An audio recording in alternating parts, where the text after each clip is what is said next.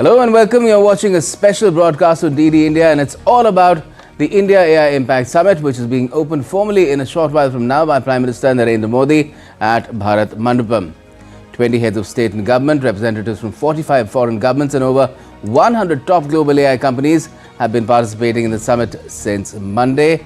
I'm Gautam Roy, with me, my colleague Tanvi. Hi Gautam. The high-level end of the tech gathering begins today, where not only leaders of governments but also AI companies will be deliberating about the latest developments in this frontier technology and how it needs to be shaped in future to benefit the entire world, particularly the global south. Indeed.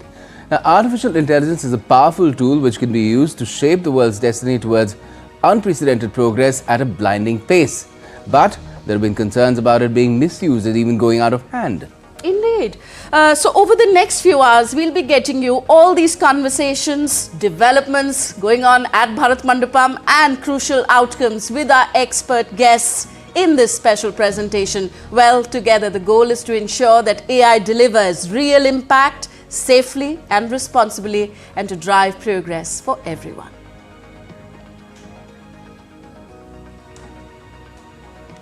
All right. Prime Minister Narendra Modi will inaugurate the India AI Impact Summit 2026. Extensive deliberations on future AI roadmap underline the agenda for the all-important day.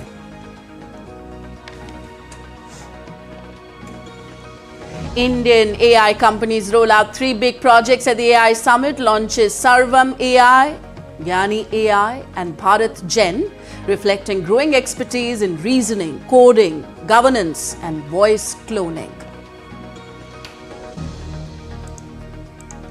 Strengthening India-France ties in AI-driven healthcare, Emmanuel Macron and JP Nadda inaugurate Indo-French AI in Global Health Campus at AIIMS in New Delhi.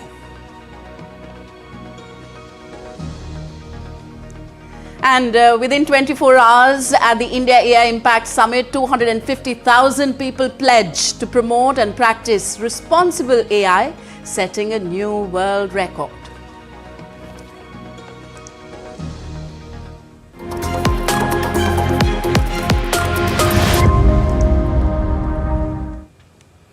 Well, like we said, Prime Minister Narendra Modi will be inaugurating the India AI Impact Summit 2026 shortly from now at Bharat Mandapam in New Delhi. The third day of the India AI Impact Summit saw extensive deliberations on the future roadmap of AI in charting the course of human progress. Yes, the theme of India AI Impact Summit 2026 is welfare for all, happiness for all.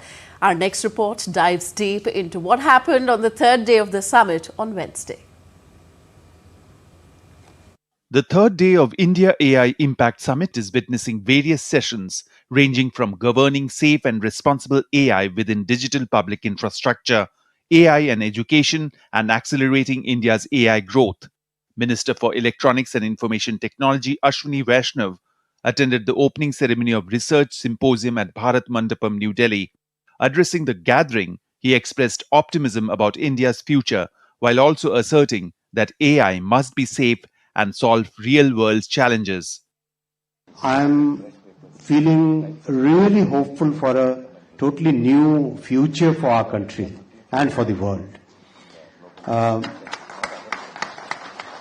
We in India are very focused on AI in the edge, AI for use cases, AI for solving real-world problems, AI for improving the productivity in the enterprises, AI for population scale problems like healthcare, like agriculture, like climate change.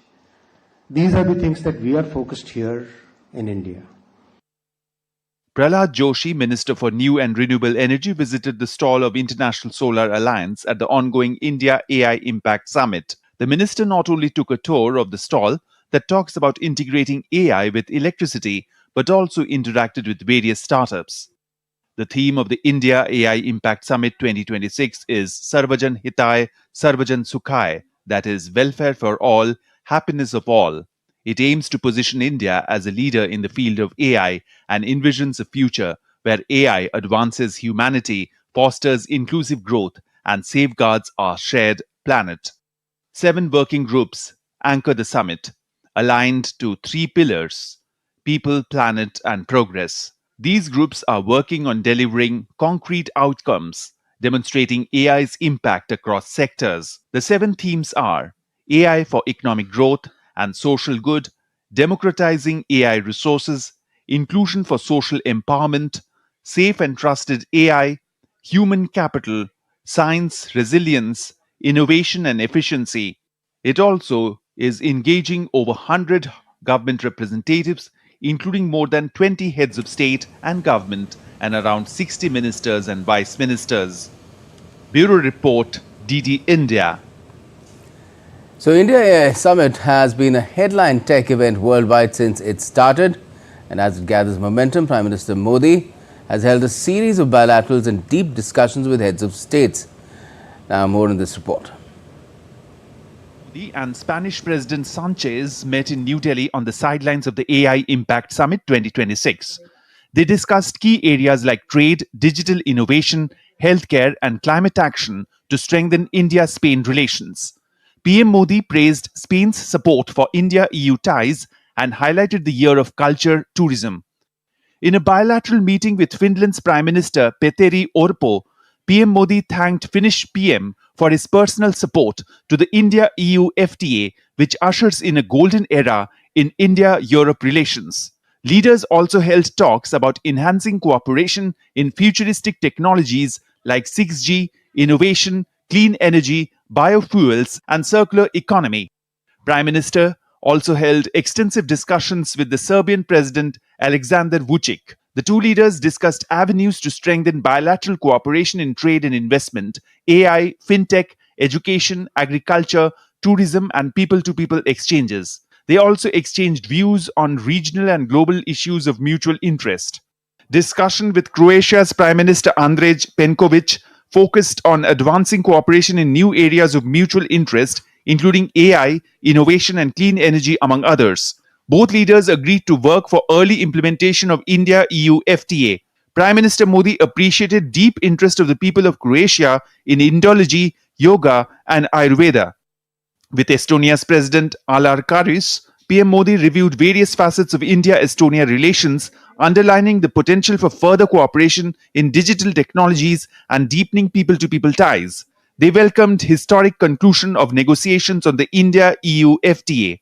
Both leaders also appreciated the adoption of joint India-European Union Comprehensive Strategic Agenda. Prime Minister Modi also held bilateral discussions with Kazakhstan's Prime Minister Oljaz Bektenov. The leaders discussed ways to strengthen strategic partnership and deepen bilateral cooperation in all sectors, including trade, defense and security, connectivity, energy, emerging technologies, and people-to-people ties. With Bhutanese Prime Minister Tshering Tobgay, Prime Minister Modi held wide range of talks on mutual and regional interests. Google CEO Sundar Pichai met Prime Minister Narendra Modi. They discussed about the work India is doing in AI and how Google can work with India's talented students and professionals in this field. PM also met co-founder of Sun Microsystems. The AI Impact Summit 2026 in New Delhi is serving as a global platform for leaders and innovators to explore the transformative potential of artificial intelligence in shaping the future. Bureau Report, DD India. And as we speak, heads of state continue to arrive in New Delhi to attend the India AI Impact Summit. Switzerland President Guy Parmelin arrived in New Delhi this morning. The visit further deepens India-Switzerland partnership across diverse sectors of mutual interest. Ahead of his visit, the Swiss president expressed strong support for India's efforts to democratize AI, endorsing the broader goals of ensuring that the transformative potential of AI benefits every nation and community. The Swiss president also emphasized that international cooperation is essential to building a fair and inclusive AI ecosystem. More deliberations will, of course, follow through the day today as well.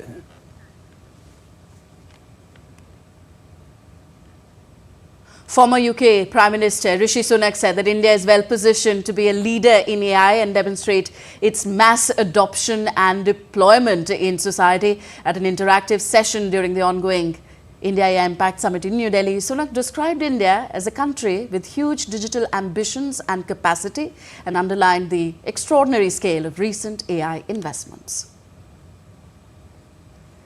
India is recognized that leadership in technology doesn't just depend on inventing the technology, it's about how effectively you deploy it. And so by focusing on mass adoption here, I think obviously supported by a deep talent pool, strong digital public infrastructure, and a public which is very supportive of the technology, I think India is well positioned to be a leader in AI and actually demonstrate mass adoption and deployment in society.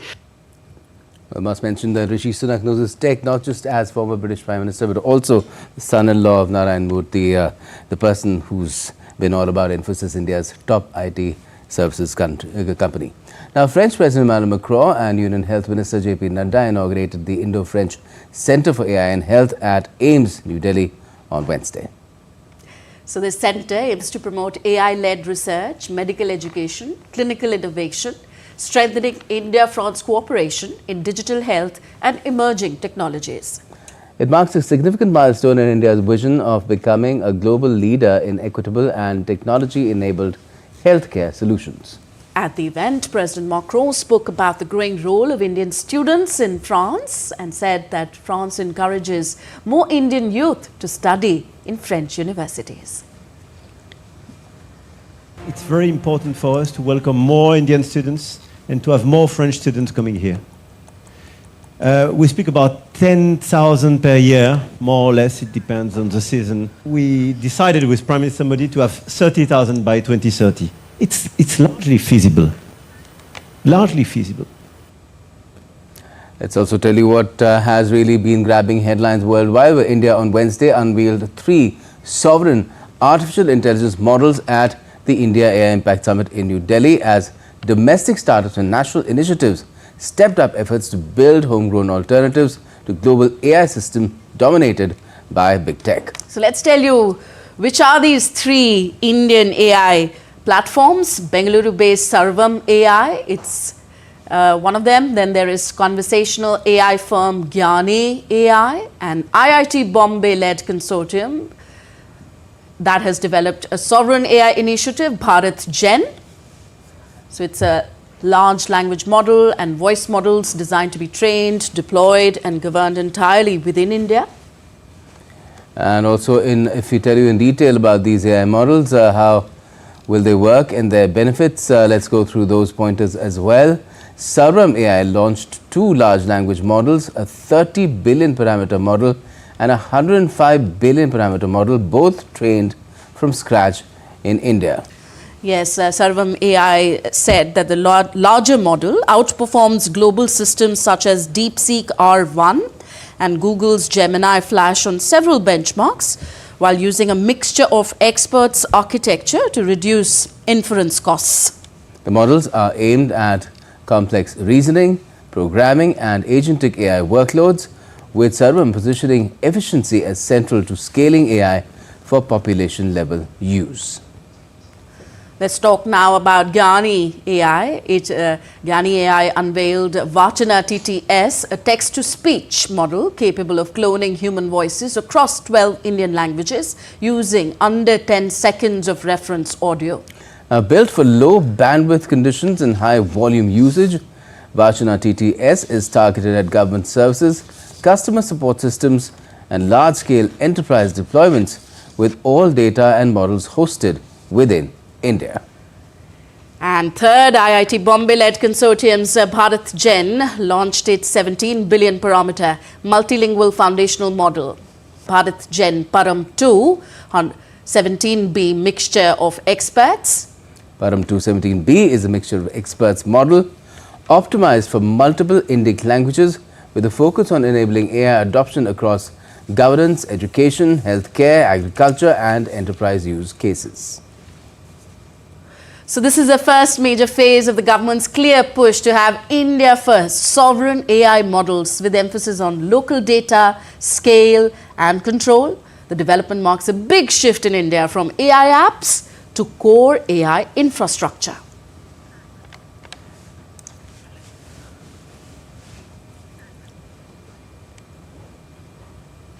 Also, India AI and Intel India have earned a Guinness World Records title for receiving the highest number of pledges for an AI responsibility campaign within just 24 hours. Yes, this achievement marks a significant milestone in promoting ethical and responsible use of artificial intelligence across the country. Union Minister of Electronics and Information Technology, Ashwini Vaishnav, described the accomplishment as a major achievement for India. The direction in which the country should lead the thought process of responsible AI. At the India AI Impact Summit 2026, content creators take center stage at the Waves Pavilion, showcasing 51 startups, AI gaming and immersive AI film experiences. Let's take you at the Waves Pavilion.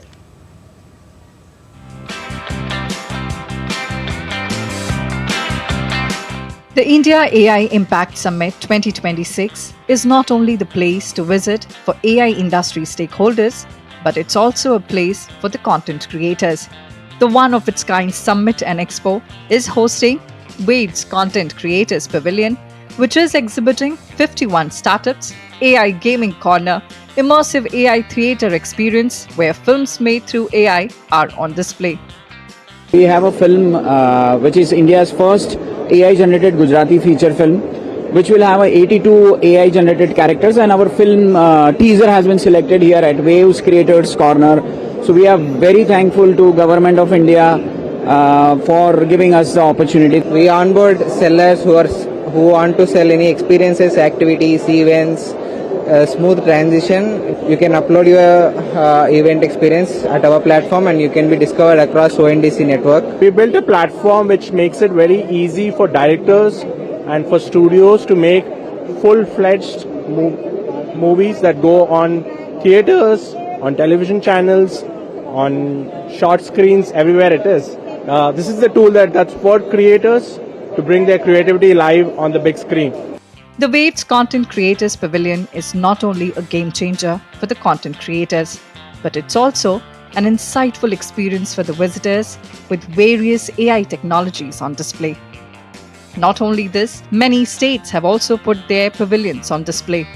One of them is the Bihar Pavilion, where AI is being used to give you a home demo without physically visiting anywhere. We have created a world's first real estate experience at our doorstep. This is a very wonderful opportunity for every AI startup to be here itself and showcasing their products. They get the excellent user validation, a lot of feedback. The 5-day India AI Impact Summit is a wholesome experience that is working in tandem with 3 sutras: people, planet, and progress. From creative pavilions like the Waves Creators Corner to state pavilions including Jharkhand, Bihar and others, the India AI Impact Summit 2026 has a lot to offer, not only for the states but various departments as well. With camera person Naveen, this is Deepika reporting for DD India from Bharat Mandapam, New Delhi. And some critical conversations have also been taking place at the AI Impact Summit, and one of them was with DeepMind Technologies Chief Executive Officer Davis Hassabis, who's highlighted that having a tool like artificial intelligence will help scientists learn, understand and process information across multiple fields, potentially transforming the way discoveries are made. I spent my whole life and career working on AI.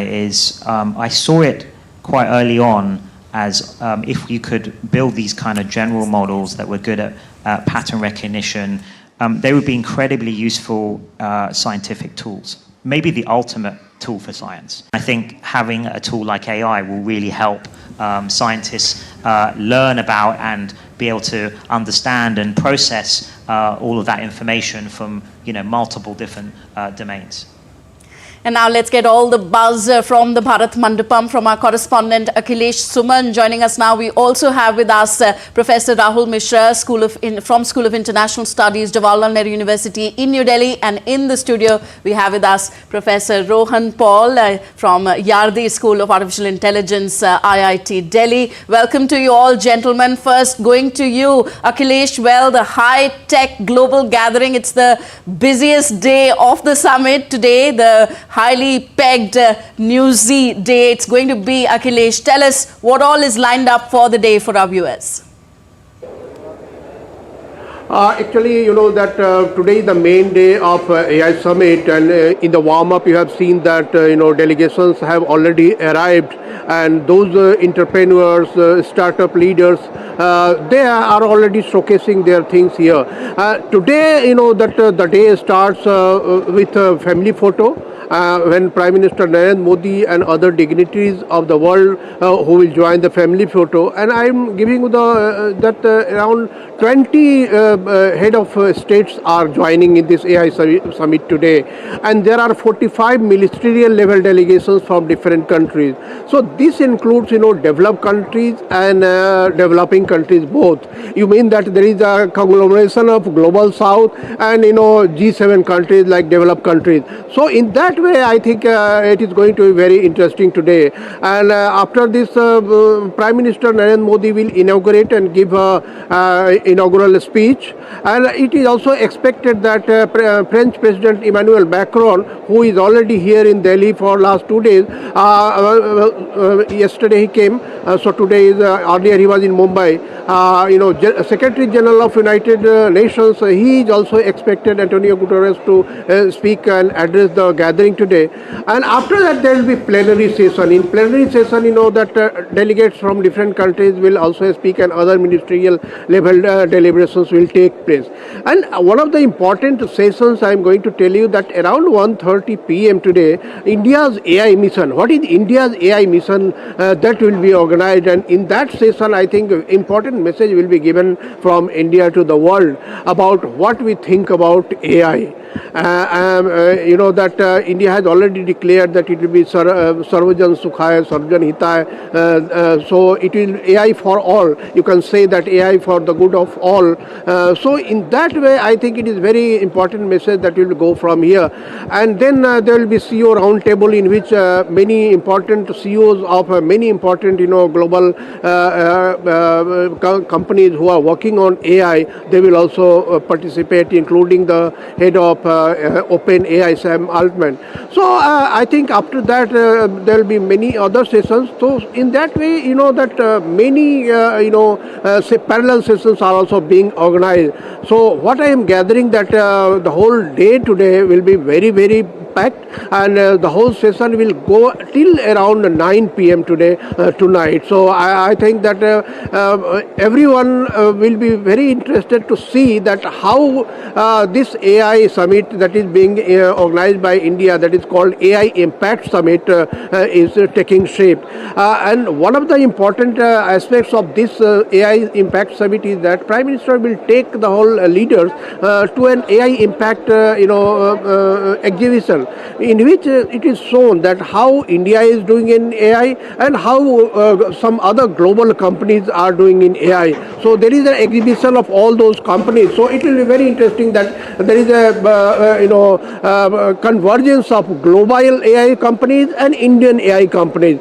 So it is like convergence of global south and developed nations who are working on AI today. Right, Akhilesh, you mentioned that this is the first AI summit to be taking place in the global south, but in the series of summits that are taking place, this is the fourth. The last one was in Paris, the Action Summit, which India co-hosted. Now, through the course of these summits, we've seen that world leaders have gathered and tried to give direction to how AI should be taken forward by all these companies which are developing the technology. And there have been focus on safety, on inclusion. Now we're talking about democratization. What further could emerge today itself, especially in terms of the kind of common stance that the leaders might put out? So that is the biggest challenge actually, Gautam, that AI has been started by private companies around the world, and that private companies work for their own benefit and profit. The whole now responsibility of the governments all around the world is that how to take advantage of the AI for the common good. And that is why Prime Minister Narendra Modi had declared in Paris itself that we will organize an AI Impact Summit. So the name itself is very revealing that we want to caution the world, and also want to persuade the companies that AI should be used for common good of everyone in the whole world. So it should be the platform for common people also. So in that way, I think what is the message being given from India is that how AI can be utilized responsibly, and how AI should not replace the working force of the global south, because in G20 summit in Johannesburg, Prime Minister Narendra Modi has cautioned the world, and he has said and he has tried to give the message to the AI companies that in AI persuasion the whole focus should be that we should use the present existing human resources as assets for the AI revolution. So nobody should be left behind in AI, and nobody should thrown because of AI. And that is why there is a panic in the global south that if AI comes in full force, what will happen to the working populace? So in that way, when India is organizing AI summit, this is the first in the global south. I think there is assurance to the global south that the largest democracy in the world, largest population of the world, that is India, that is diverse population. That there are poor, there are middle class, there are lower middle class, there are upper middle class, there are higher classes. So I think how AI will serve all those classes, because you need to take the services through AI. AI is not only for AI. AI is for the people. AI should be for the people, and that is why we gave the slogan. India gave the slogan that AI for common good, Sarvajan Hitaya, Sarvajan Sukhaya. And I think this AI summit is going to assure the global south, and also trying to tell to the developed nations that AI should be for the benefit of common man. And I think that through this summit we are giving the message very loud and clear that we want to democratize the AI. We want to make AI regulate the way that it should serve the people, serve the common people, not the companies only. Thank you very much, Akhilesh Suman, for bringing us up to speed on the atmosphere there from Bharat Mandapam. Let me now quickly bring in some expert view into the show. We have with us Professor Rahul Mishra and Professor Rohan Paul. First to you, Professor Rahul. Yes, Prime Minister Narendra Modi will be inaugurating the summit in a short while from now. We'll also have addresses from French President Emmanuel Macron, UN Secretary General Antonio Guterres, then of course 500 AI leaders in attendance. So what does this participation of a galaxy of luminaries itself signal about the significance of this summit? I think the first and foremost is India's emergence to the center stage of artificial intelligence, competitiveness, and also at the larger level, the advanced emerging technologies sector. This is a statement that India is giving. I think with Prime Minister's speech, things will be clearer as to what is India's long-term vision on artificial intelligence and emerging technologies. This also tells us that the global community, the international community, not just the global south, but advanced countries of the West are equally interested and eager to see what role India could play at the center stage, at the AI stage. Starting with France to Estonia and Croatia and Serbia, Spain, these are countries that have deep interest in AI technology, and also in seeing to it that these technologies are shared with the ethical foundations. They are also democratized. They are inclusive. For the global south, this is important because access to technology is something that they do not have in comparison with the Western world. So countries like Kazakhstan and Bhutan would be very keen to see what role India could play in making AI accessible to all. For India, it is very important to focus on AI and have a long-term vision, which India already has showcased with the AI Impact Summit. And that is the large amount of the youth talent that we have. The half of the population is below 40. The young generation needs access to technology, and this is the new, as it is said, AI is the new oil. And therefore, it is very important for India's own human capital development. So I think that is also important. So this is one of the pillars of India's mission to develop its economy and become a developed India, Viksit Bharat by 2047. So really a lot on the plate for India, both in terms of diplomatic leverage that India could take, the strategic alignments that emanate from AI cooperation, but also to larger other sectors, and the strategic element of it, because AI is not just for for learning. It is also used in military domain. It is also used in defense and strategic spheres. So I think that aspect also must be kept in mind while discussing the AI and its future role for our countries and societies. So, Paul, if I could ask you, AI is no longer an esoteric concept to people because they see it in action even on a daily basis. They can log on to these free platforms, their free versions as well, and use them for their convenience rather. Some say to basically extend their laziness. But beyond that, there is also a perception that artificial intelligence and developing it is essentially a two-horse race. One is in the US and the other is in China. Do you feel that these AI summits that have taken place, Glasgow, there's been in South Korea, then there's been in Paris and now in Delhi, are essentially challenging that notion and challenging it now very successfully? Yes, absolutely. I think we today live in a global world. We live in a national kind of an ecosystem, and an important technology, an advanced technology like AI, if it has to impact the world, it needs to take the world along. And I think India, by convening this major summit, expresses that no one is going to be left behind. We're able to convene the biggest global leaders as well as the new developing capabilities and startups and the government and many other new applications that are developing into the mix, but also taking many other countries along who are looking at India for also providing a leadership, right? So India is in some sense emerging as a consensus maker, as somebody who's going to shape a vision of a globalized world, of an equitable world, a responsible world that is using AI for global good, largely. Okay, Professor Rahul, in your view, what are the chief priorities that these global tech leaders would be putting forth at the CEO roundtable that happens in the evening, both from Indian point of view and for the world? Well, CEOs will, of course, focus on how to make the AI domain more profitable. So increasing the consumer base is something that they will look at, and India provides a lot of opportunities there.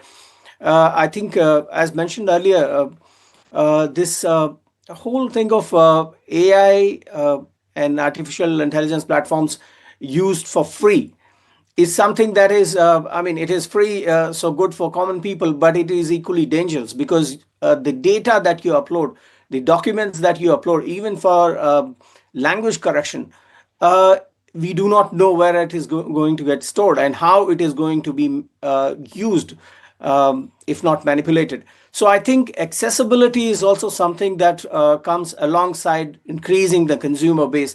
So ethical use, the ethical component or responsible AI, as our Minister Ashwini Vaishnaw said, responsible use of AI and making it user friendly and user in good faith with the users, those who are innocent and just put their data up on free AI app. It's something that CEOs could perhaps also discuss. But I think leveraging the market that India provides is something that global community and CEOs from other countries would try and focus on and see how India could give more access to this technology, to this market, and also benefit its own people. India is, of course, focusing more on indigenization, India-based apps, which is a great thing because if India wants to become the top leader, as you mentioned, the two horses in this race are very protectionist. They're very mercantilist in their approach. They want to store data. They want to keep the technology, not transfer it to other countries. So how is India going to play a bigger role is something that CEOs would be interested in knowing and perhaps could come up with some suggestions for the government to consider.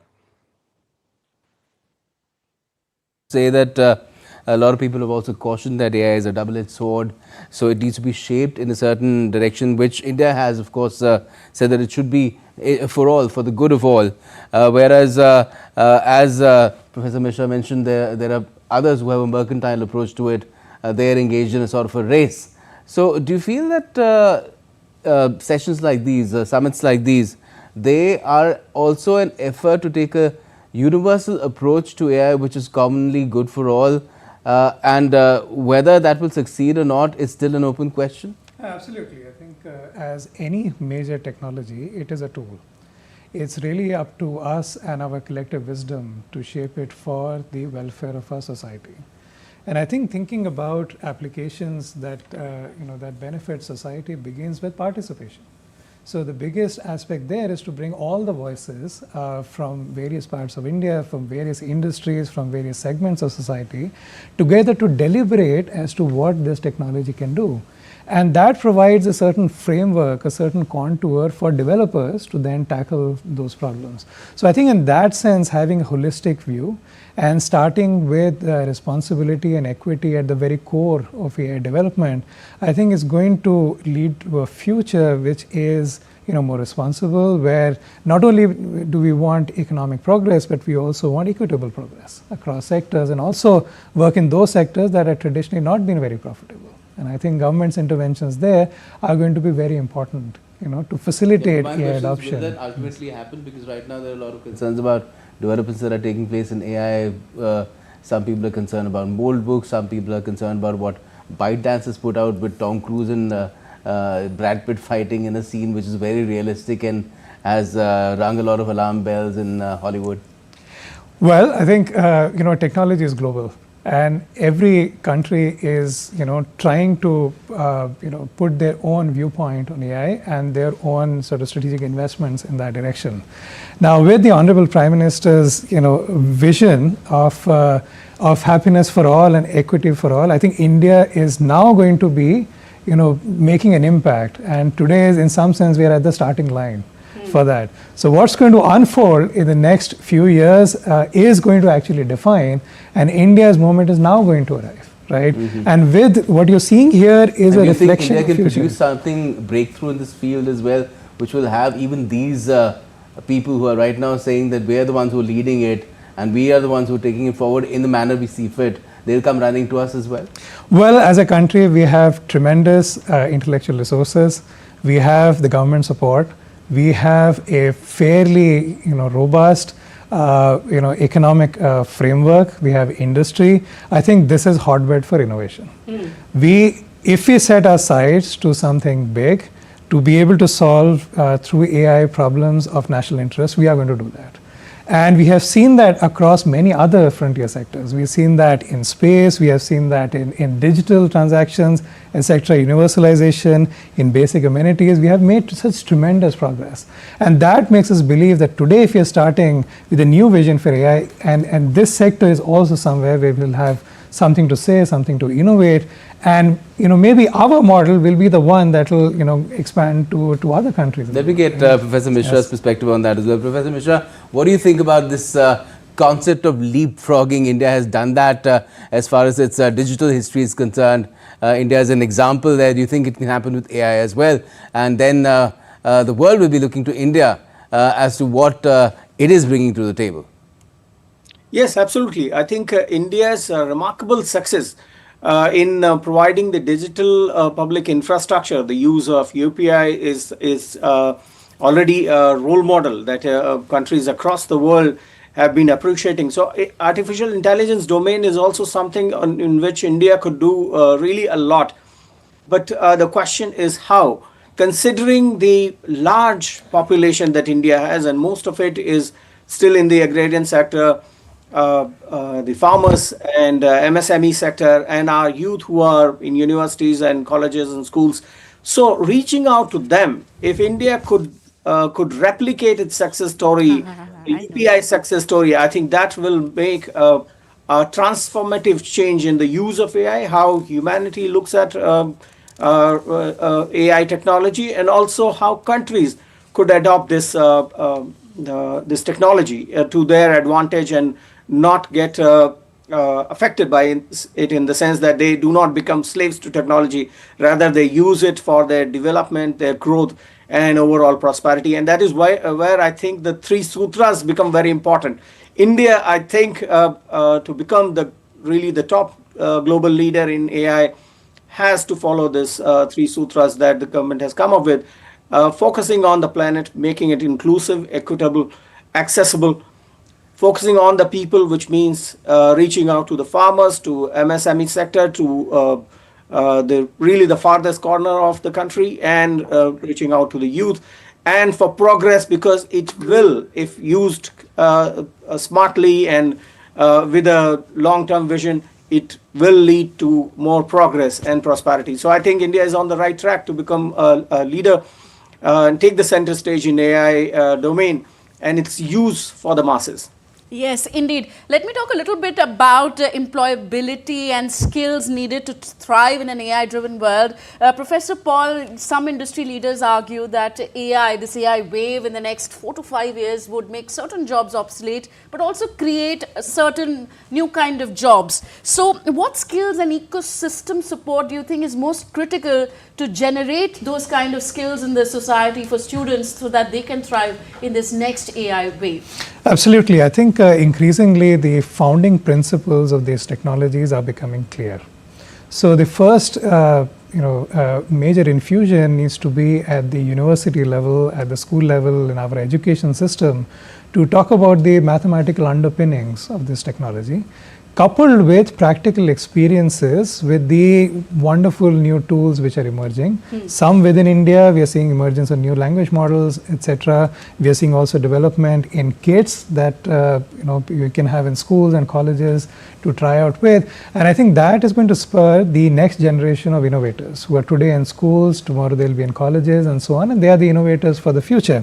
So it begins with our universities. And at the same time, if the industry is also exploring application use cases with deployments in mind, I think that is going to create a very nice cycle of these graduates going to industry and then doing transformative work and then bringing back the ideas, right? So if you're able to set this cycle from universities to companies and manufacturing units, eventually to deployments, and then these ideas come back to give you the new use cases, new innovations. So I think that begins with our education system. I think that's where things are going to change. Secondly, it's important to keep in mind that AI is more like a teammate. It's like an intelligent friend, somebody who guides. But we cannot offload our entire thinking to the AI. That's also very important. So we got to use that as a tool to give us very good starting points, to give us hints, to give us some ideas. But the judgment, the analysis, where we apply this is ours. And but I think is the fear real that this teammate could one day be your boss? Well, I think it's probably not going to happen. We have seen technology shifts even in the past. If you go back really in history, in agriculture, then a steam engine, then with silicon, and today probably AI and robotics and those kinds of technologies. I think humanity is very creative. We have just tremendous intelligence to be creative, and then we have these leaps that we can make, particularly in reasoning and in judgment. And I think we'll find something. We'll be AI aided, but we will not be enslaved by AI. I think that's what would be my humble hope. But I think it begins by using it as a tool and not offloading our thinking. And I think our education system and society in large should encourage that. Professor Mishra, what do you think? Where does the apprehension really come from? Is it from the fact that AI coupled with automation, robotics, drones, etc. Is going to lead to something which will be super intelligent, superhuman as well perhaps? Or it's just primarily a creation of say Hollywood and other silver screens? Well, that's a very good point you raised. There are, as Professor Paul mentioned, and we know Aldous Huxley too, a lot of fiction writers have already highlighted this point.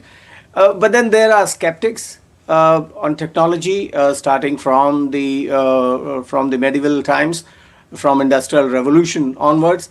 But then there are enthusiasts, and then there are supporters. And for any country, for any civilization, the best way is the middle path. So I think a responsible use of AI is something that countries across the world have been doing. And that is the way forward for human civilization. Whether we are going to become a slave to this technology really depends on how we use it, how informed we are on the pitfalls of excessive reliance on artificial intelligence and a lot of emerging technologies. So I think being mindful of the use of artificial technology, artificial intelligence, robotics and others, and also keeping the human element alive, man as the master or woman as the master of technology is really the guiding principle here. And I think countries are very careful on that. This apprehension will always be the watchdog of the use, or rather excessive use of AI, and put a check on it. That is my hope. What I'm worried about really is how AI is used in the space and the defense sector, because that is where countries often talk about the MAD, which is mutually assured destruction. So whether countries, the superpowers, will use it responsibly is again a question that must be answered. Perhaps the United Nations is one platform where these questions must be discussed. Okay, as you're speaking, Professor Mishra, we're playing out images from Bharat Mandapam, the venue of the India AI Impact Summit, where world leaders and leaders of global institutions, we saw Kristalina Georgieva of the IMF, and we also saw Antonio Guterres, the UN chief, landing there, being received by... and here we see UK former Prime Minister Tony Blair. So yes, heads of state and heads of governments have started arriving at Bharat Mandapam. The AI Impact Summit opening session will unveil first with a family photo, and of course after that we will see Prime Minister Narendra Modi also making the address. Here we have on the screen President of Serbia, Aleksandar Vučić there, and similarly we have other leaders arriving as well, being received on the red carpet by Prime Minister Modi. That is the Kazakh leader there. Olhaz Bektanov. Mr. Modi held discussions with his Kazakh counterpart. In fact, there were a series of bilaterals that took place on Wednesday, and of course several other bilateral engagements are planned today as well at the Bharat Mandapam. So here we see various dignitaries, heads of state, UN chief, attending the AI Impact Summit at Bharat Mandapam in New Delhi. The goal is to have a global discourse on AI, to scale its impact, reach, last mile connectivity. Okay, let me bring Professor Mishra back to the discussion we were having earlier about concerns regarding AI. Yes, we're all struggling already with deep fakes, and there are also concerns about, revolving around data privacy and so on. Yes, the government of India has made a few days ago rules to, regulate AI content, label it on online platforms, and, make it very visible for audiences so that they know that it's AI generated content. We are in the era where we are already beginning to have entire stretch of AI 3-hour films. I wonder if the audience wants to consume such AI generated content. Would we have more rules and policies and punitive measures if these AI concerns go where they shouldn't? Well, this has been the thing with new technologies in the past also. In any technological breakthrough, when it reaches out to the people, when it is accessible to people, intellectual property becomes the first victim. And having burnt its hand, India knows that intellectual property is important and it has to be protected. And I'm talking about Jagdish Chandra Bose, our scientist who had a discovery. He invented something and that was already copyrighted by somebody else. So I think intellectual property protection is something that is very important with deepfakes and now this whole, you mentioned... Personality rights also for the actors, yes. You mentioned Tom Cruise and Brad Pitt. That is already a number of American companies have already slapped accusations and charges on this Singapore-based company which has Chinese connections. So I think intellectual property is one that has to be protected. The second very important element here is how to make it really ethical in both business sense and in terms of user interface. So I think there the regulations are already in place. India has come up with a certain set of regulations, as you mentioned earlier. A number of countries are already on it. So I think internationally and in I think next couple of years we'll see that there will be a set of broad-based regulations for countries and the companies as to how AI has to be used and how it has to be regulated. So regulatory mechanism is something that countries are likely to work on in next couple of years, starting with the individual initiatives, but later on leading it to multilateral and global regulatory mechanisms and for a more responsible use of AI technology, both in civilian and in defense sectors. But Professor Paul, would you say that for now, on AI, how it should be taken forward, there are essentially two kind of camps. One is for completely unrestricted, unfettered development of AI, and the other is there should be guardrails, checks and balances, and there's a punitive approach that Europe seems to be taking, which seems to have shaken up some of these companies as well, and it's making them rethink their own approach as well to a certain extent. Do you think that this is something that will take further shape and ensure that everybody agrees ultimately to the same set of rules, or you feel that scenario is never going to happen? No, I think it's certainly going to happen because, and it's particularly going to happen at a very fast pace in the near future, because we are looking at vast scale AI deployments. Yes. And these deployments are actually going to expose where human dignity is involved or threatened, where individual rights are threatened, where ultimately our democracy is threatened. So I think learning from those experiences, our regulatory framework is going to kick in, and we need to evolve our own regulatory mechanisms given the complexities and the cultural ethos that is there in our country. And broadly with these learnings, we are going to then work with our multilateral treaties and multilateral partners to evolve a common understanding with the Global South, common understanding through the UN system, etc., etc. So I think it's all in the mix. But what is very clear is, I think no one would like an unresponsible system. And I think today we are pledging to responsible AI. So the kinds of mechanisms that you talked about, having guardrails, having ethical use, having identifiability, having acknowledgement of the intellectual property of who has developed, are going to be the underpinnings, the foundations on which the regulatory system will eventually come into place. And because the concern is not where just companies influence minds to increase their profits and impact their bottom lines positively, but also in terms of outcomes of democratic exercises. We've seen that in elections as well, a huge global concern at the moment. Absolutely. I think a lot of this has taken us by surprise.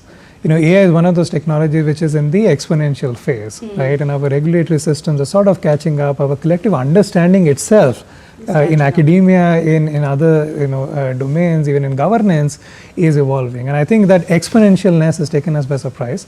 But I think convening of this meeting of minds and in some sense taking stock, almost like stopping and taking a closer look at AI and what it's doing, is going to give us a framework to address these questions in a very systematic and a responsible way. And the big difference, of course, is that when these summits take place, it's not in a knee-jerk reaction to something that's just happened.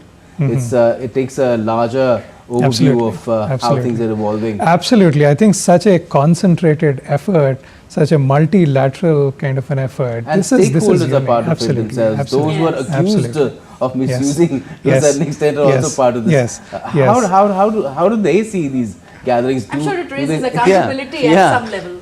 Well, it is, right? So ultimately, we are responsible to the society at large, and I think that's the primary, underpinnings of this summit, that we have to take everybody along, and we cannot be progressing in one area unabashedly and simply ignoring some other aspects. And I think it's going to be a balance that we need to arrive, as was mentioned earlier as well, that it's the middle path that Professor Mishra was mentioning. Like there's a middle path that we need to arrive at, and that consensus is something that India has been doing for a number of years, and I think the world is looking at India to build that consensus. Okay, Professor Rahul Mishra, I will come to you. We are getting live visuals. Prime Minister Narendra Modi arriving at Bharat Mandapam, the main hall there. And this will, of course, be preceded by, followed by the opening ceremony that will take place. Ladies and gentlemen,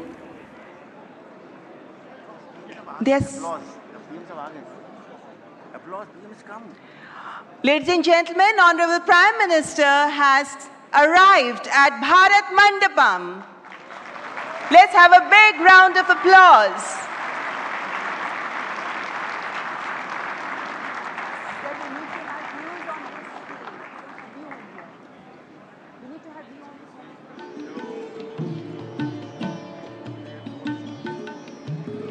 Honorable Prime Minister of India, Shri Narendra Modi, who has arrived at Bharat Mandapam.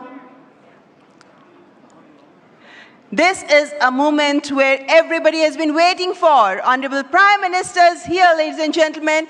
May I please request you all to let's welcome him with a round of applause.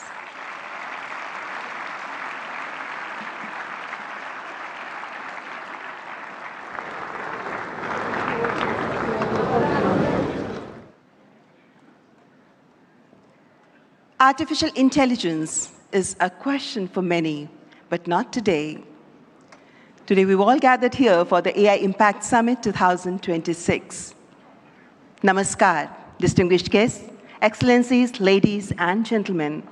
On behalf of the government and the people of India, it is my profound honor to welcome you all to AI Impact Summit 2026. I respectfully welcome the Honorable Prime Minister of India, Shri Narendra Modi ji, whose visionary leadership has positioned India at the forefront of digital transformation and responsible AI innovation.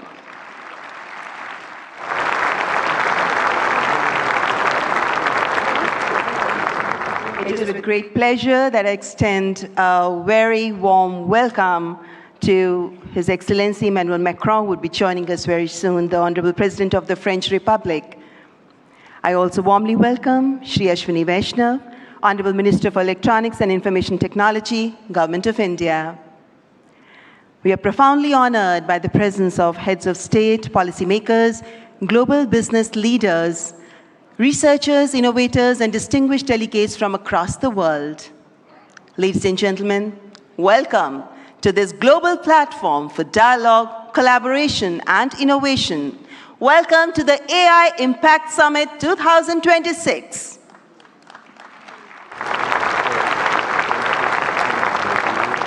Distinguished guests, when a nation's resolve aligns with humanity's aspirations, technology becomes more than an instrument. It becomes a defining force of our time, where once the pen-shaped revolutions, today, code is shaping the future. Inspired by the visionary leadership of the Honorable Prime Minister, this grand confluence of artificial intelligence is being guided by a confident and self-reliant India, where data is not merely numbers, but the heartbeat of the aspirations of millions, where our goal is not competition through technology, but building bridges of harmony across humanity. We now present a short film on the AI Impact Summit 2026. Thousands of years ago, when power was measured by conquest, Bharat measured it by understanding. Stone rose into temples as disciplined geometry. Cities were planned as living systems. It was here that the void was given a name. Shunya, the zero. Before medicine became a science, life was understood as a system. The body learned stillness through yoga. The mind learned clarity. From Nalanda to the digital age, India has built shared tables of learning. And when the world broke, this wisdom became a shield. Care crossed oceans with open hands. Because when India heals, it heals the world. India reached for Mars, carrying 1 billion dreams with it. Those dreams were built in the streets, the farms, and the palms of 1 billion hands. We built a bridge for every nation to cross into the future. What began here became shared digital public infrastructure, offered to nations as a partnership. Now the world stands at another threshold, the age of artificial intelligence. The world brings compute, servers, speed. This timeless civilization brings the compass of Vasudhaiva Kutumbakam. The world is one family. We placed AI at the heart of the human experience. Through the Ayushman Bharat digital mission, health records became portable. In our clinics, AI brings earlier diagnosis and better care to millions. In our fields, AI now speaks the farmer's dialect. In our schools, it becomes a personalized teacher for every child. Through AI in our courts, justice found new clarity in the digital age.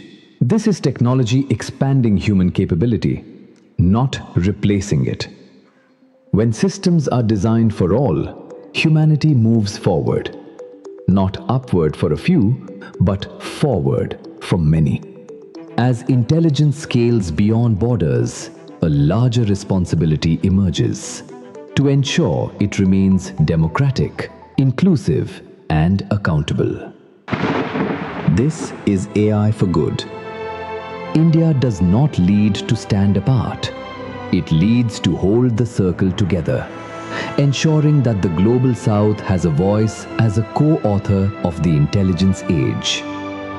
From the creation of zero to the governance of intelligence, this is India. This is Bharat. As leaders, innovators, and nations gather for the India AI Impact Summit 2026, this is our moment to build a world of progress, prosperity, and happiness for all.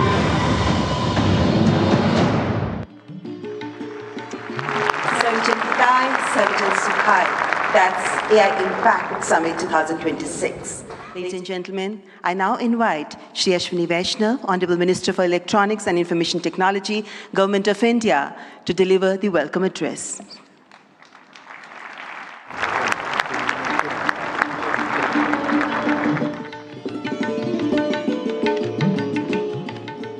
Namaskar.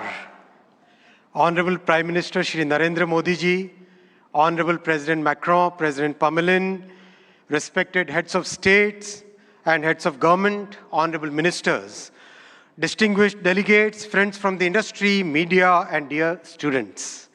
A very warm welcome to India. Welcome to the first AI summit in the Global South. And of course, the biggest AI summit so far.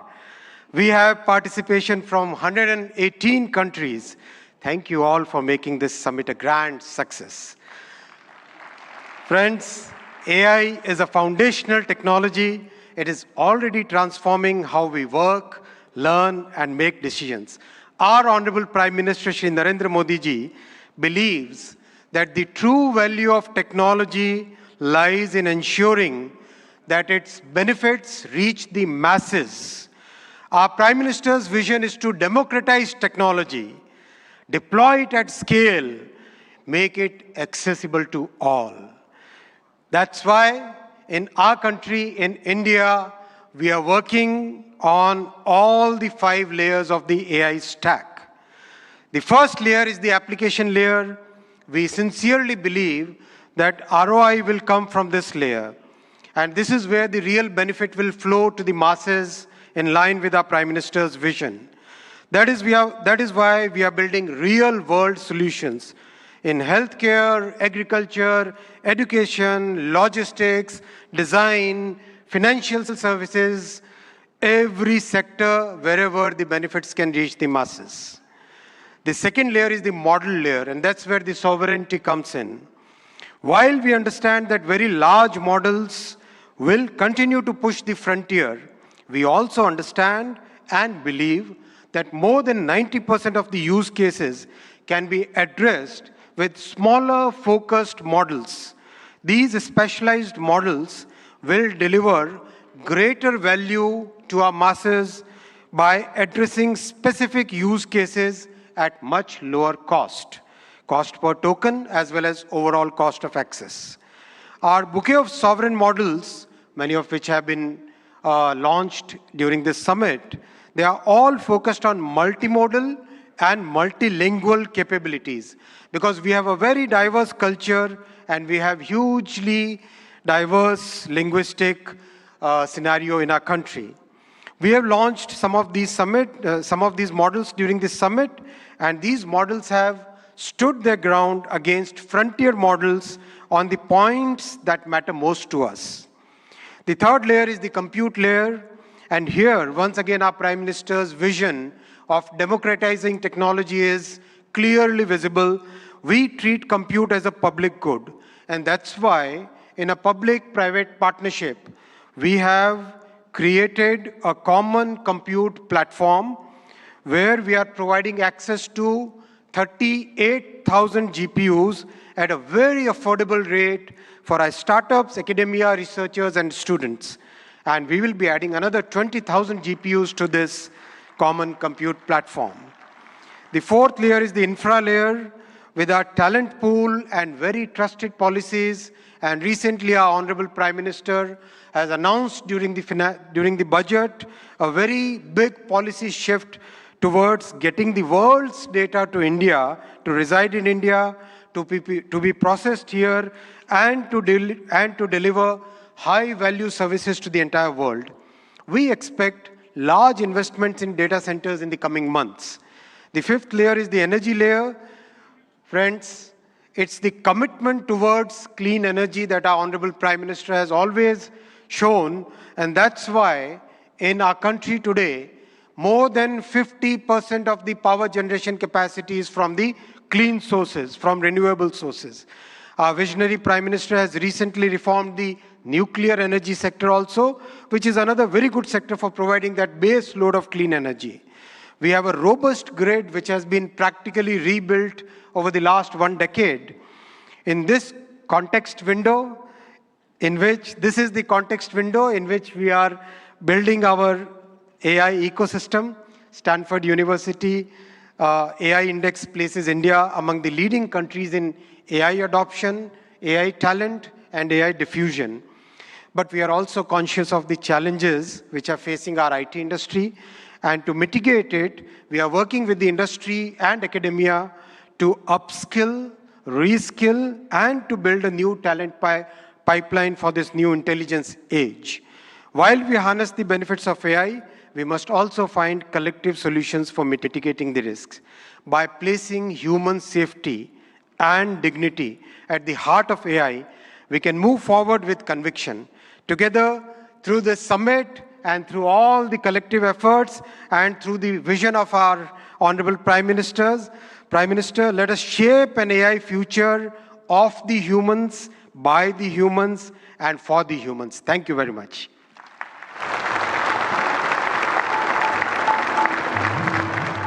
Thank you, Honorable Minister, for the welcome remarks. And before I move on, ladies and gentlemen, I would like you to welcome our distinguished guests. We have with us His Excellency Emmanuel Macron, the Honorable President of France, who's joined us now. Please welcome him. The previous host of AI Summit was France, and it's indeed our privilege to welcome you here again this morning, President Emmanuel Macron. Ladies and gentlemen, now I would like to welcome Shri N. Chandrasekaran, Chairman of the Tata Group, to the dais to share his visionary insights on artificial intelligence. Please welcome Shri N. Chandrasekaran, Chairman, Tata Group.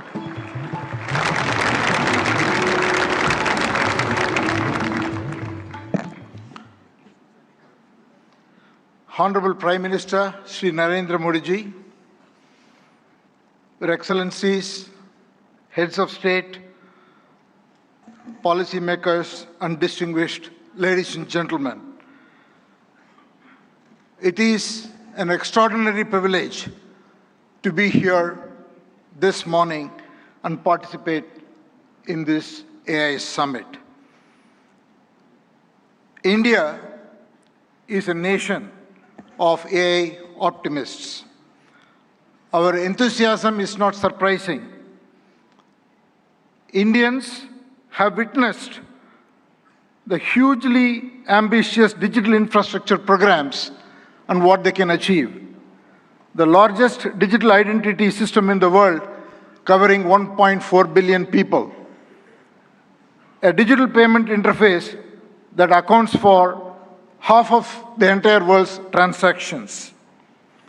Over the past few years, under our Honorable Prime Minister's vision, India has treated AI as a strategic national capability, aligning the full stack from chips to systems to energy and to applications through Semicon India, an India AI mission, and most importantly, the recent reforms such as the Shanti Act for clean energy. We are building AI at scale with trust, resilience, and long-term competitiveness. AI is a foundational technology that cuts across all industries. AI is nothing artificial, it is real, because it learns from data and learns faster every day, and it is not based on any fixed rules. Third, AI can scale, and it scales pretty rapidly. Putting all this together, AI, to my mind, is the next big infrastructure. It is the infrastructure of intelligence. It will have a very profound impact, exactly the same way in the past other infrastructure changes have done, steam engines, electricity, or internet. Our mission should be to make AI work for every individual and every citizen in this country. We should put the AI tools in the hands of the last person in the country and in fact on the earth. And that's the vision that we should all work towards. A couple of days ago, we witnessed 1,500 rural women here in Bharat Mandapam who had no background to computing, no background to digital tools. In a matter of few hours, could learn AI, could build products, could build marketing materials, campaigns, all in front of a global audience, and they did it in 4 hours.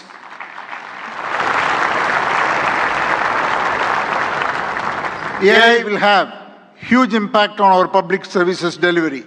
It will have huge impact on enterprises around the world. Since I come from the background of IT industry, one word for the IT industry. It is, in my opinion, the biggest opportunity for the tech sector and the IT industry, because the IT industry's real value is the context, an understanding of every enterprise's business and technology landscape and make the right technology work inside the processes and the ecosystem, the supplier, customer, and all the other connections an enterprise has. AI will expand that role much further. It is the opportunity to integrate AI and AI agents into workflows, reimagine processes, and make it work and carry out the transformation so that every enterprise can realize the moat and realize its vision. Now I want to talk a little bit about the Tata Group. At the Tata Group, we are adopting AI across the stack, from silicon to systems to AI-ready data centers to applications and AI agents. And we believe such a vision and such a journey is going to be extremely exciting, and it will require us to work with world-leading partners in India and across the globe. I would like to make 5 points. The Tata Group is establishing India's first large-scale AI-optimized data center, purpose-built for the next generation AI training and inference. I'm very happy to announce that we have partnered with OpenAI to build the first 100 megawatt capacity, which will scale to 1 gigawatt.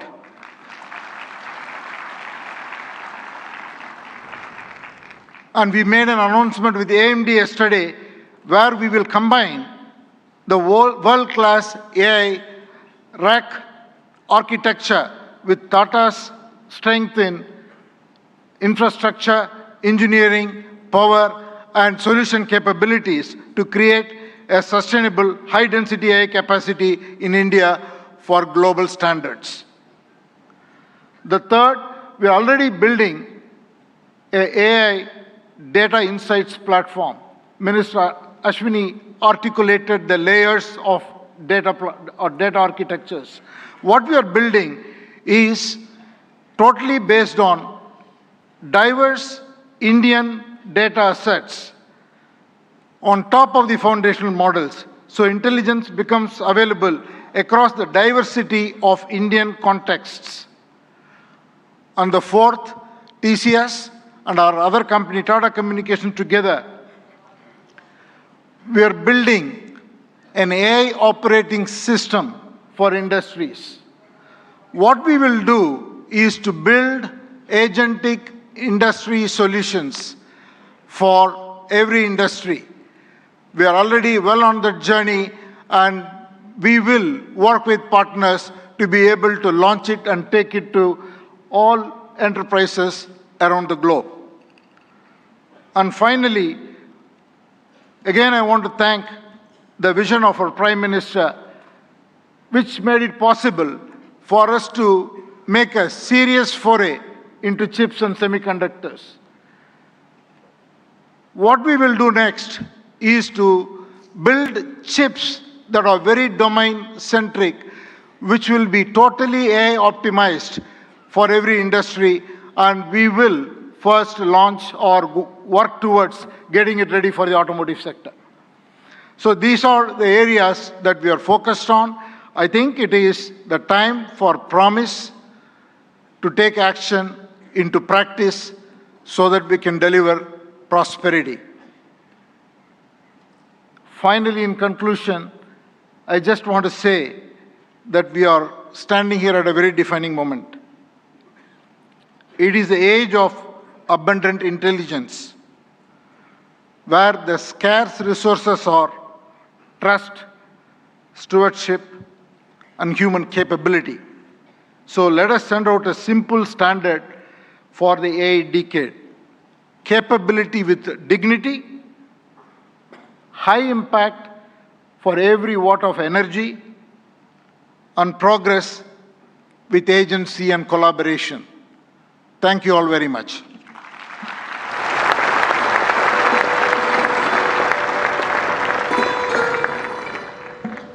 Thank you, Mr. N. Chandrasekharan, for your forward-looking address. Excellencies, please join me in welcoming Mr. Dario Amodei, CEO of Anthropic, a pioneer at the forefront of artificial intelligence, as I request him to address the esteemed gathering.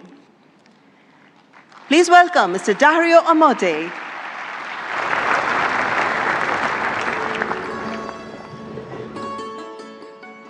First, I want to thank Prime Minister Modi for bringing us together. The energy and ambition in this room and across India are incredible. I've been spending the last few days meeting with Indian builders and enterprises, and the energy to build together here is palpable, unlike anywhere else. This is the 4th AI summit we've held since the tradition was initiated at Bletchley Park back in 2023, which I still remember. And in those 2.5 years, the advances in the technology have been absolutely staggering. Along with those, the advances in the commercial applications and the societal and ethical questions around the technology have only grown more urgent. My fundamental view is that AI has been on an exponential for the last 10 years, and as part of a sort of Moore's law for intelligence, and that we are now well advanced on that curve, and there are only a small number of years for AI models surpassing the cognitive capabilities of most humans for most things. We're increasingly close to what I've called a country of geniuses in a data center, a set of AI agents that are more capable than most humans at most things and can coordinate at superhuman speed. That level of capability is something the world has never seen before and brings a very wide range of both opportunities and concerns for humanity. On the positive side, we have the potential to cure diseases that have been incurable for thousands of years, to radically improve human health, and to lift billions out of poverty, including the global south, and create a better world for everyone. On the side of risks, I'm concerned about the autonomous behavior of AI models, their potential for misuse by individuals and governments, and their potential for economic displacement. India has an absolutely central role to play in these questions and challenges, both on the side of the opportunities and on the side of the risks. As a sign of our commitment, we just this week opened an office in Bengaluru and hired Irina Ghosh, who has spent 3 decades building businesses in India as our managing director for Anthropic India. We've also announced partnerships with major Indian enterprises this week, including Infosys and others. On the opportunities, one dynamic that we have observed is that technology and practices pioneered in India have historically set a standard for the global south and have helped to diffuse technology and humanitarian benefits through the global south. We're therefore we have been partnering with for several months, nonprofits such as the XSTEP Foundation, Pratham, and Central Square Foundation to use our models to advance digital infrastructure, education, agricultural efficiency, and health, in the hopes of spreading AI's benefits across the global south, starting with India and diffusing out to the rest of the global south. We're also partnering with Karya and the Collective Intelligence Project to build evaluations and metrics of our model Claude's performance on India's many regional languages. On practical and locally relevant tasks, we'll benchmark like agriculture, legal tasks, and educational content. On the risks, India is the world's largest democracy and can be a partner and leader in addressing the global security and economic risks of the technology. We'd like to work with India on testing and evaluation of models for safety and security risks in the tradition that was started by many global and national AI security institutes that have been stood up around the world. Even more, we see a particularly strong opportunity to work with India on studying the economic questions as part of the New Delhi Frontier AI Impact Commitments, which we're excited to join. As part of our Anthropic Economic Futures Program and Anthropic Economic Index, we publish statistical insights into how AI impacts jobs in the economy. We're excited to increasingly share this information, exchange information with the Indian government to share insights and inform evidence-based policy making, convene meetings with economists, labor leaders, and policymakers to adjust, to adapt to the economic impacts of AI. We believe that AI will greatly grow the economic pie, including in India and the global south, but that because it is happening so fast, it may lead to a time of disruption. And we need to work together between companies and the government to better manage that time of disruption and bring better prosperity smoothly to all. I and Anthropic are very grateful to be part of all these efforts, and I'm honored to be here and working on these questions with all of you.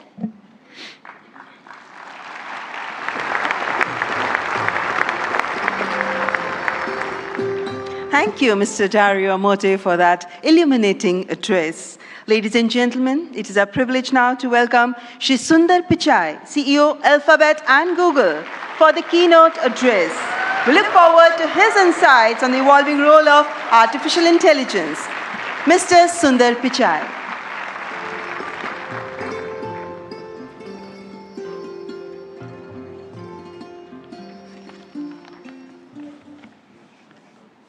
Namaste. Thank you, Prime Minister Modi and distinguished leaders. It's wonderful to be back in India. Every time I visit, I'm struck by the pace of change, and today is no different. Back when I was a student, I often took the Coromandel Express train from Chennai up to IIT Kharagpur. To get there, we passed through Visakhapatnam, Vizag. I remember it being a quiet and modest coastal city brimming with potential. Now in that same city, Google is establishing a full-stack AI hub, part of our $15 billion infrastructure investment in India. When finished, this hub will house gigawatt-scale compute and a new international subsea cable gateway, bringing jobs and cutting-edge AI to people and businesses across India. Sitting on that train, I never imagined Vizag becoming a global AI hub. Just as I couldn't have imagined that one day I'd be spending time with teams figuring out how to put data centers into space. Or taking my parents for a fully autonomous car ride in San Francisco. Seeing a Waymo right through my 83-year-old dad's eyes, I saw the progress in a whole new light. Of course, he said he'd be more impressed if it worked on India's busy roads. Still working on that one, Dad. The progress shows what's possible when humanity dreams big. And no technology has me dreaming bigger than AI. It is the biggest platform shift of our lifetimes. We are on the cusp of hyper-progress and new discoveries that can help emerging economies leapfrog legacy gaps. But that outcome is neither guaranteed nor automatic. To build AI that is truly helpful for everyone, we must pursue it boldly, approach it responsibly, and work through this defining moment together. Why bold? Because AI can improve billions of lives and solve some of the hardest problems in science. For 50 years, predicting protein structures was a grand challenge and a blind spot that stalled drug discovery. Demis Hassabis and his team at Google DeepMind asked an audacious question: how could we use AI to solve this? That question led to AlphaFold. This breakthrough didn't just win a Nobel Prize, it compressed decades of research into a database that is now open to the world. Today, over 3 million researchers in more than 190 countries are using it to develop malaria vaccines, fight antibiotic resistance, and much more.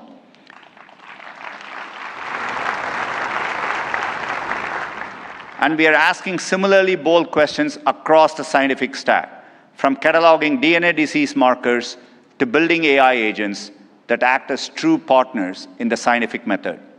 We must be equally bold in tackling problems in regions that have lacked access to technology. Take El Salvador, where Google has partnered with the government to bring affordable AI-powered diagnosis and treatment to thousands who could never afford to see a doctor. Or in India, where our work together is helping farmers protect their livelihoods in the face of monsoons. Last summer, for the first time, the Indian government sent AI-powered forecasts to millions of farmers, possible in part because of our neural GCM model. I see language inclusion as another exciting ambition. In Ghana, we are collaborating with universities and NGOs to expand research and open source tools across more than 20 African languages. We need this bold thinking in more places to tackle more problems across health, education, economic opportunity, and more. Technology brings incredible benefits, but we must ensure everyone has access to them. We cannot allow the digital divide to become an AI divide. That means investing in compute infrastructure and connectivity. I mentioned our Vizag investment, and we have others in Thailand, Malaysia, and more. We're also building a vast network of subsea fiber optic cables, including 4 new systems between the US and India, as part of our America-India Connect initiative announced yesterday. Responsibility also means navigating profound economic shifts. AI will undeniably reshape the workforce, automating some roles, evolving others, and creating entirely new careers. 20 years ago, the concept of a professional YouTube creator didn't exist. Today, there are millions around the world. Training is crucial. We have trained 100 million people in digital skills, and our new Google AI Professional Certificate will help people master AI in their jobs, available globally. Finally, trust is the bedrock of adoption. We have created tools like SynthID used by journalists and citizen fact-checkers globally to help verify the authenticity of the content you read and see. But no matter how bold we are or how responsible, we won't realize AI's full benefits unless we work together.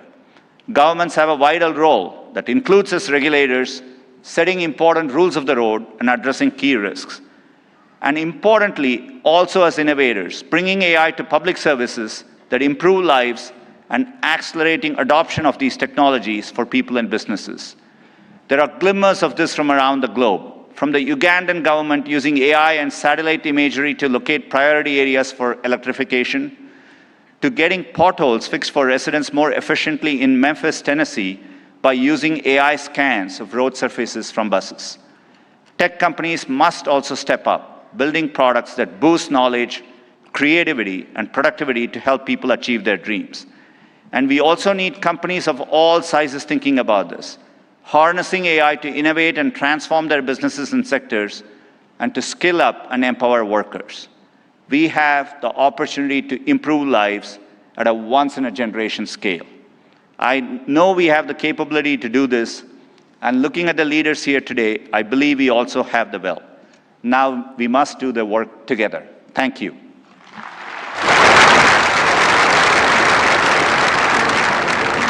Thank you, Mr. Sundar Pichai, for that warm and insightful address.